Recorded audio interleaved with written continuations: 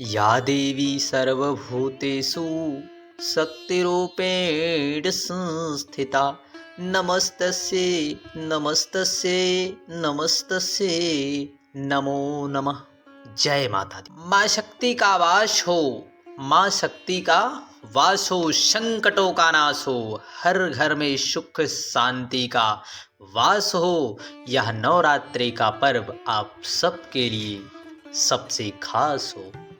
जय माता दी। आप सभी को इस अश्विन मास के शुक्ल पक्ष में पड़ने वाली नवरात्रि, शारदीय नवरात्रि की ढेर सारी शुभकामनाएं आपके पूरे परिवार पर।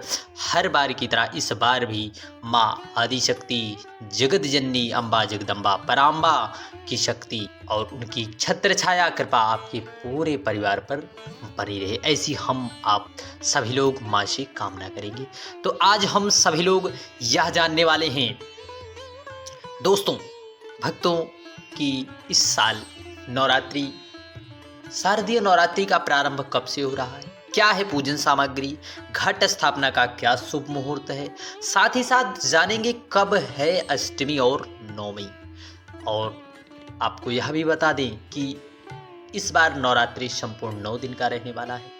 और हम सभी लोग यह भी जानेंगे कि माँ के 9 रूपों में किन किन स्वरूपों की पूजा किस किस दिन की जाती है। तो हम सभी लोग आज की वीडियो में यही सब जानने वाले हैं, परंतु वीडियो को अंत तक आप सभी लोग जरूर देखना। निश्चितता है यदि आप सच्चे मन से निष्ठा भाव से माँ की आराधना कर रहे हैं तो निश्चितता है माँ भी आप सभी पर कृपा जरूर करेंगी। अश्विन मास के शुक्ल पक्ष की प्रतिपदा तिथि 3 अक्टूबर 2024 को रात्रि के 12:18 पर शुरू हो रही है। वहीं इस तिथि का समापन 4 अक्टूबर को मध्य रात्रि में 2:58 पर होगा। ऐसे में उदया तिथि के अनुसार शारदीय नवरात्रि की शुरुआत गुरुवार 3 अक्टूबर को होगी और इसी दिन घट स्थापना भी की जाएगी। इस दौरान घट स्थापना का क्या शुभ मुहूर्त है, साथ ही साथ आपको बता दें गुरुवार का दिन है। वैसे तो माँ शेरावाली है, माँ शेरावाली उनका वाहन शेर है, इसलिए माँ को शेरावाली कहा जाता है। परंतु यदि माँ का आगमन सभी दिनों के हिसाब अलग अलग होता है हिसाब से, इसलिए इस बार माँ पालकी पर सवार होकर आ रही है, इसलिए हम सभी पर उनकी कृपा और करुणा सदा सर्वदा इस बार विशेष रूप से रहने वाली है। देखिए आप सभी लोग अब पहले तो यह जान लेते हैं कि कलश स्थापना क्यों की जाती है, इसका क्या महत्व है। देखिए घट स्थापना का हमारे शास्त्रों और पुराणों में विशेष महत्व बताया गया है। इसके बाद सबसे पहले दिन कलश स्थापना की जाती है, माँ के 9 रूपों की पूजन अर्चना की जाती है। कलश स्थापना करने से घर में, हमारे घर में सुख शांति का वातावरण बना रहता है। साथ ही साथ इसमें जो नारियल रखा जाता है वह घर के सदस्यों की आरोग्यता का आशीर्वाद लेकर आता है। इसी के साथ कलश स्थापना से साधक की पूजा में किसी भी प्रकार की विघ्न और बाधाएं नहीं आती और कलश स्थापना में संपूर्ण देवता कलश के कंठ में विराजमान होते हैं। इसलिए हम सभी को कलश स्थापना विशेष रूप से जरूर करनी चाहिए।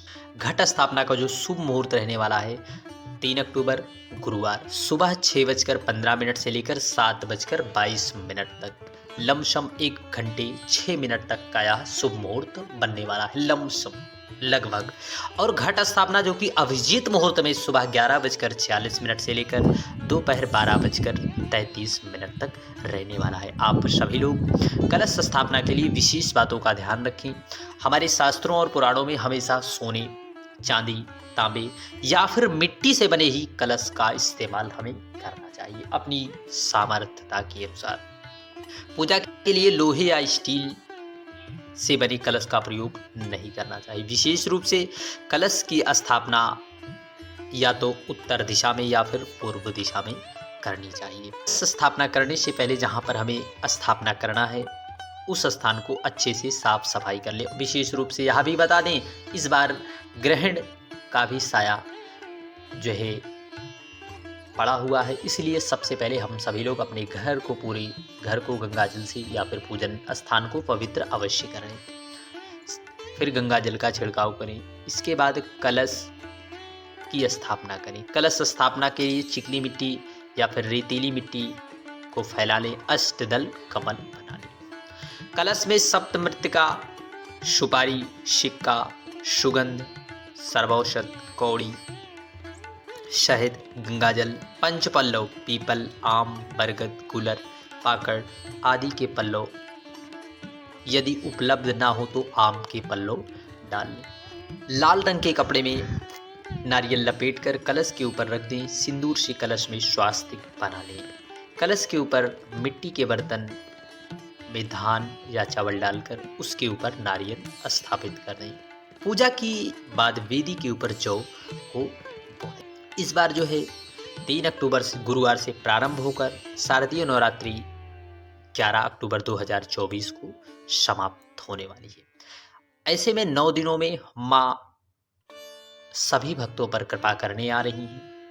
हम सभी को माँ की आराधना बड़े ही प्रसन्न चित्त भाव से करना है। अपने मन से, वाणी से किसी के हृदय में जो है ठेस ना पहुँचे। हमें इन बातों का विशेष ध्यान जरूर रखना है इस नवरात्रि में, क्योंकि जगह जगह आप सभी लोग माँ की आराधना कर रहे होंगे या फिर अपने घर पर जरूर कर रहे होंगे। इस बार माँ का वाहन पालकी है, इसलिए हम सभी को इस नवरात्रि में 9 दिनों तक बहुत से भक्त उपवास करते हैं और इसमें दुर्गा सप्तशती का पाठ, दुर्गा स्तोत्र और दुर्गा चालीसा, साथ ही साथ रामचरितमानस का भी पाठ कर सकते हैं। सर्वप्रथम कलश स्थापना की जो विधि है, कलश स्थापना के लिए साफ स्वच्छ स्थान रखें, का स्थान चुनाव कर लें। पूर्व या उत्तर दिशा में होना चाहिए।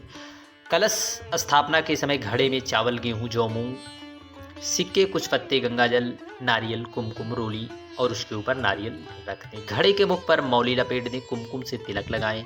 घड़े को एक चौकी पर स्थापित कर दें। कलश को रोली और चावल से अष्टदल कमल बनाकर कलश स्थापना का आप सभी लोगों ने शुभ मुहूर्त भी जाना कब करना है।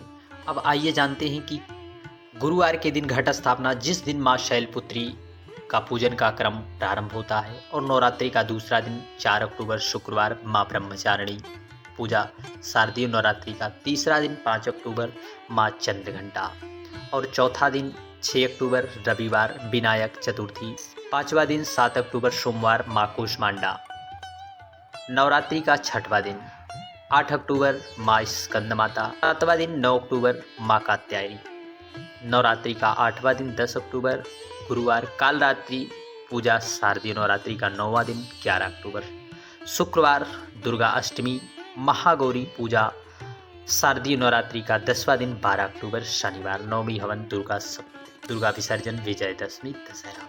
देखिए, नवरात्रि में 9 दिन का जो हमारा पूजन का क्रम रहता है, यूँ तो माँ की पूजा से हमें सा लाभ होता है, लेकिन नवरात्रि के दौरान ग्रहों के योग संयोग से कुछ ऐसे योग होते हैं जिसमें देवी की पूजा करने का हमें अधिक फल प्राप्त होता है, क्योंकि नवरात्रि में 9 दिन में माँ के 9 रूपों की आराधना की जाती है। वैसे तो माता तो सच्चे मन से जो भी भोग लगाओ वह ग्रहण कर लेती है, लेकिन दुर्गा माँ को नवरात्रि में यह 9 भोग पसंद है। तो आइए जानते हैं। सबसे पहले माँ का शैलपुत्री के रूप में हम सभी लोग पूजन करते हैं, और इनकी पूजा करने से, उपवास करने से हमें माँ की विशेष अनुकंपा प्राप्त होती है, और साथ ही साथ माँ के भोग में गाय की घी का भोग लगाना चाहिए। इससे आरोग्यता में लाभ होता है। दूसरा दिन माँ ब्रह्मचारिणी,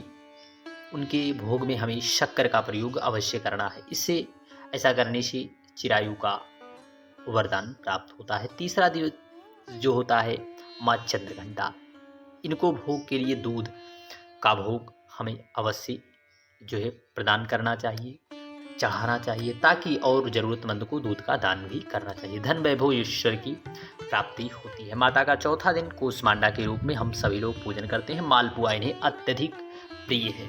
5वां दिवस माँ स्कंद माता, यह ऐसा माँ को केले का भोग विशेष रूप से अत्यधिक प्रिय है। ऐसा करने से बुद्धि का विकास होता है और हमें अपने कार्य क्षेत्र में सफलता मिलती है। 6वां दिवस कात्यायनी के रूप में इनका भोग शहद है, और 7वां दिवस माँ कालरात्रि, इन्हें गुड़ से निर्मित भोग हमें अवश्य माँ को अर्पित करना चाहिए। ऐसा करने से रोग शोक से हमें मुक्ति मिलती है, हमारे परिवार में स्वस्थता का आगमन होता है। और 8वां दिवस माँ महागौरी, महागौरी को नारियल का भोग लगाना चाहिए। इससे माँ की असीम अनुकंपा हम पर पड़ती है और हमारे पूरे परिवार पर। 9वां दिवस माँ सिद्धिदात्री के रूप में इनको हलवा पूड़ी खीर का भोग अवश्य लगाना चाहिए। जय माता दी। आप सभी पर माता रानी की कृपा ऐसी बनी रहे।